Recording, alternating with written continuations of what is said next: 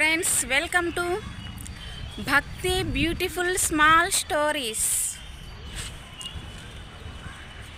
ఈ వీడియోలో విజయనగర సామ్రాజ్యపు రాజు అయిన సాలువ నరసింహరాయుడు నిర్మించిన మాధవరాయుని గుడి చాలా పెద్దది కాకపోయినా కూడా అక్కడ ఉన్న శిల్పకళ మాత్రం చాలా అద్భుతం.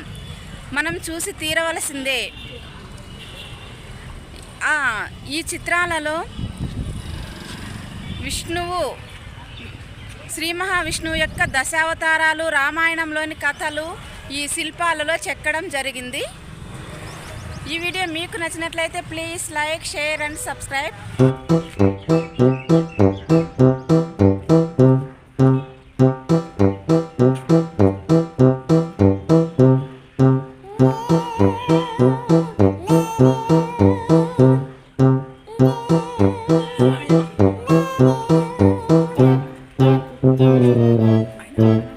Hi friends, this is Ramani. Welcome to Bhakti beautiful, welcome to Bharat beautiful small stories.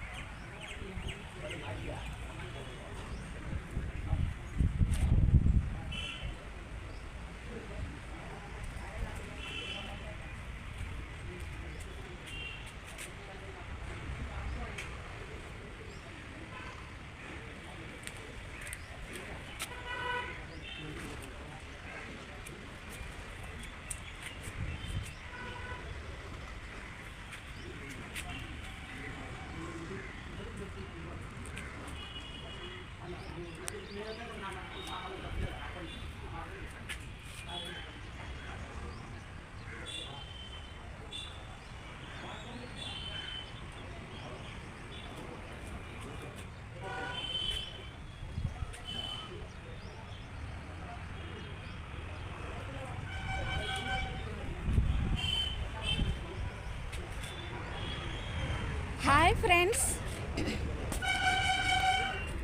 నేను రమణి. అనంతపురం జిల్లా గోరంట్ల పట్టణంలో ఉన్నటువంటి మాధవరాయుని గుడి మొత్తం అంతా గ్రానైట్ రాయితోనే శిల్పాలు చెక్కడం జరిగింది. ఈ మాధవరాయుని గుడి, మాధవుడు అంటే శ్రీ మహావిష్ణువు యొక్క 10 అవతారాలు. కూర్మావతారం, వరాహావతారం, మత్స్యావతారం, పరశురామావతారం, రామావతారం, కృష్ణావతారం. ఈ విధంగా శ్రీ మహావిష్ణువు యొక్క 10 అవతారాలను గూర్చి ఇక్కడ రాతి పుస్తకంలాగా, రాతి మీద కథలలాగా చెక్కడం జరిగింది. అలాగే ముఖ్యంగా నరసింహ అవతారం గూర్చి కూడా ఇక్కడ చెక్కడం జరిగింది. ఇది 1354వ సంవత్సరంలో ఈ మాధవరాయుని గుడి నిర్మించడం జరిగింది.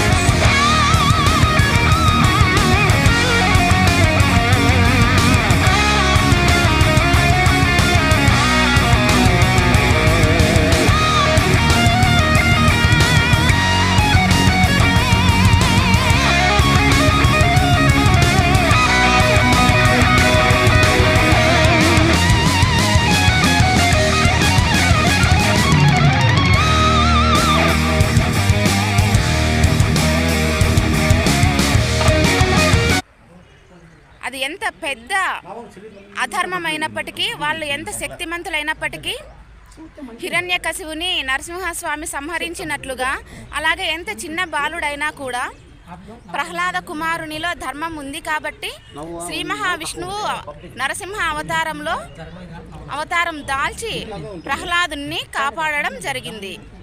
ఈ విధంగా ప్రతి అవతారంలోనూ దుష్టశక్తి ఎలా అంతం చేసినాడు శ్రీ మహావిష్ణువు అని తెలియచేసే కథల రాతి పుస్తకమే ఈ మాధవరాయుని గుడి.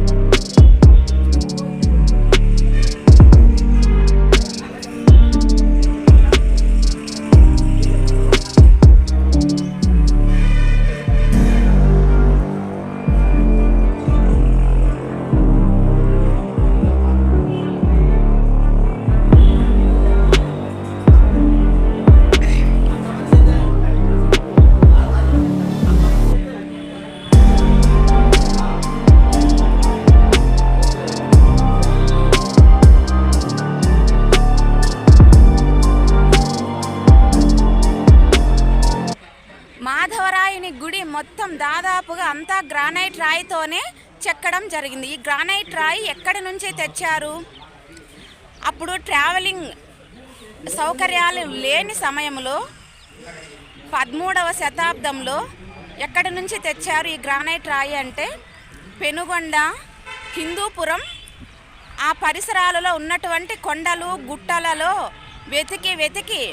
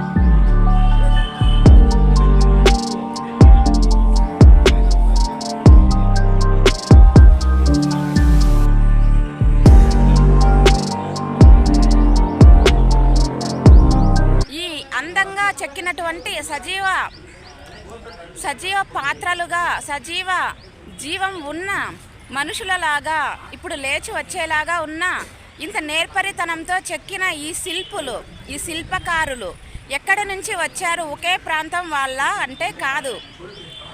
హంపి అంటే ఇప్పుడు కర్ణాటక ప్రాంతంలోని అత్యంత నిష్ణాతులైనటువంటి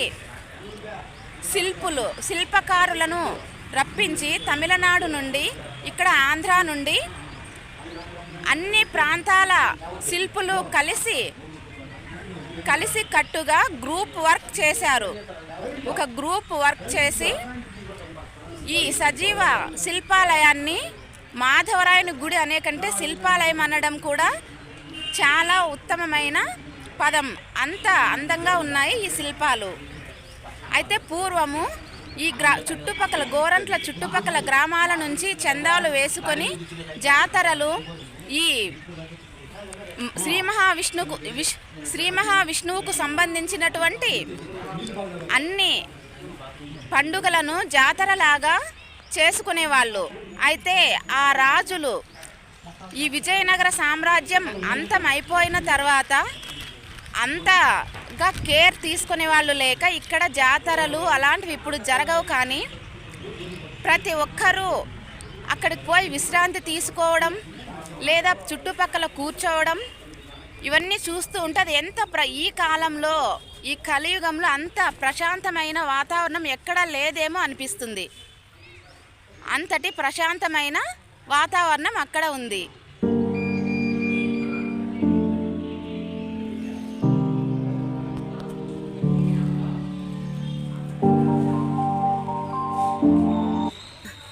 ఇక్కడ సీతారామ లక్ష్మణులు, హనుమంతుడు వీరి యొక్క చిత్రాలను ఎంతో అందంగా చిత్రించడం జరిగింది.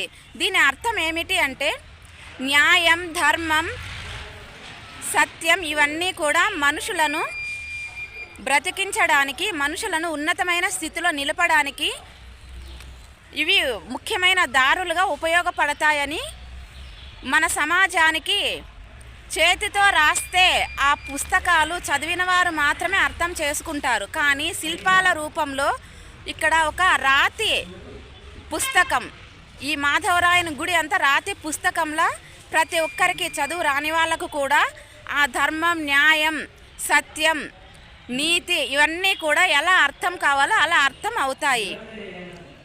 అదే ఈ గుడి యొక్క ప్రాముఖ్యత.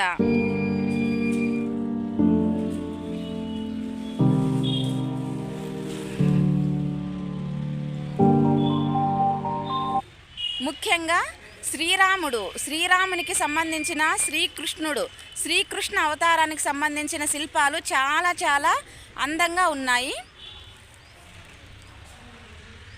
అవి ఒక్కొక్క అవతారంలో ఏమేమి చేశారు, ఒక్కొక్క అవతారం యొక్క పవిత్రతను, ప్రాముఖ్యతను తెలియజేసే శిల్పాలు ఇక్కడ మనము సజీవంగా చూడవచ్చు. ఫ్రెండ్స్, ఈ వీడియో మీకు నచ్చినట్లయితే please like, share and subscribe. అలాగే మీ అభిప్రాయాలను కామెంట్ రూపంలో తెలియచేయండి.